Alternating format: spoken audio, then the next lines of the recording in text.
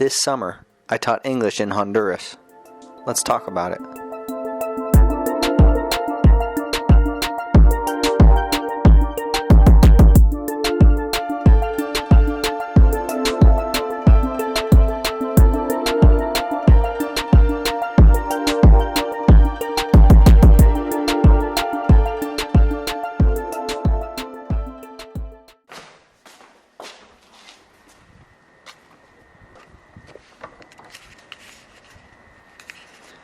For my 22nd summer, I taught English in Honduras. Everyone told me not to go to Honduras because it was too dangerous, but that's sort of the reason I decided to go. I had been staying with my best friend Neo in New Orleans in Louisiana, and I decided to hop on a flight and go the 3-hour flight or so to Honduras to see what this whole country was about and what this whole English teaching thing was about. When I arrived in Honduras, I immediately noticed two things.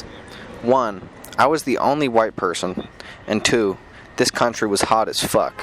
I'm talking about the kind of hot that hits you like a wall of heat, the kind of hot that when you pour water on your head to cool down, you're dry 10 minutes later. At the airport, I was picked up by Mr. Ariel, who was the founder and director of the school that I was to be teaching at. He took me to my accommodation where I'd be staying for the summer and showed me around the school. The town that I was to be living in was called Cofradia Cortez. Because I had read about how dangerous Honduras was, I was hesitant to walk around the town. But after a week or so, I realized that this fear was irrational, and I started exploring. I ran in the jungle surrounding the town, walked all over the town at all hours, ate at the restaurants, and generally behaved in a manner that was similar to how I behaved in my home country. Interestingly, I never felt unsafe in Honduras. In fact, I felt more safe than I did in Oakland, San Francisco, and Los Angeles. Quite on the contrary, everyone was really happy to see me and quite open to talking with me.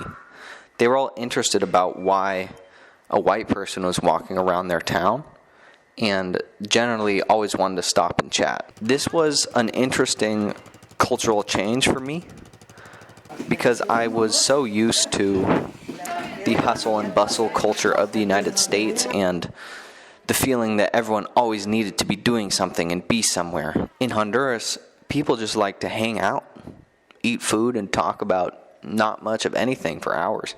This was really new to me and was something that took some getting used to. The actual work in Honduras was excellent. I really loved teaching the kids, and they always tried to make me laugh, calling me silly names like Mr. Goblin or stealing my hat. This has definitely been one of the most enjoyable forms of employment that I've ever experienced, and I will definitely work with kids in the future after experiencing this time in Honduras. The best times that I had with the children was definitely coming up with silly games to play with them and keep them entertained. I think that kids and people are generally all the same, no matter the culture. If a game is hilarious and involves hitting each other with a wad of paper or acting out silly drama games, everyone likes it, no matter what culture they belong to. The poverty here in Honduras was really apparent. I remember going over to some of the kids' houses for a meal, and these kids just lived in a one-room shack with a tin roof with their entire family. And despite this, their family and their parents were overjoyed to share their food with me.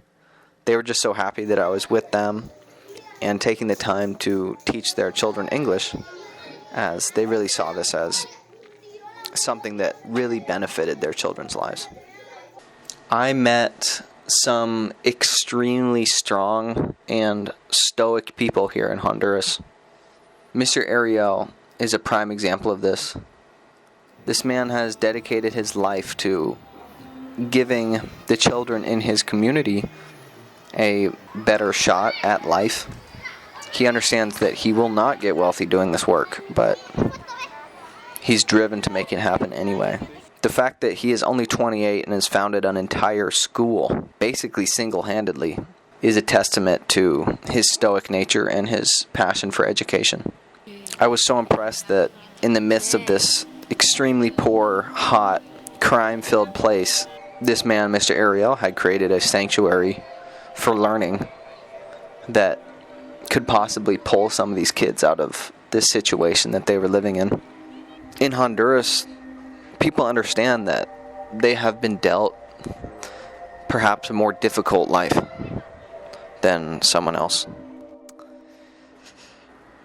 But they're all determined to play the game anyway and make the best of it. And this is an incredibly inspiring thing for me to see, especially given the fact that I am able-bodied. I have a United States passport. I'm white. I can speak English.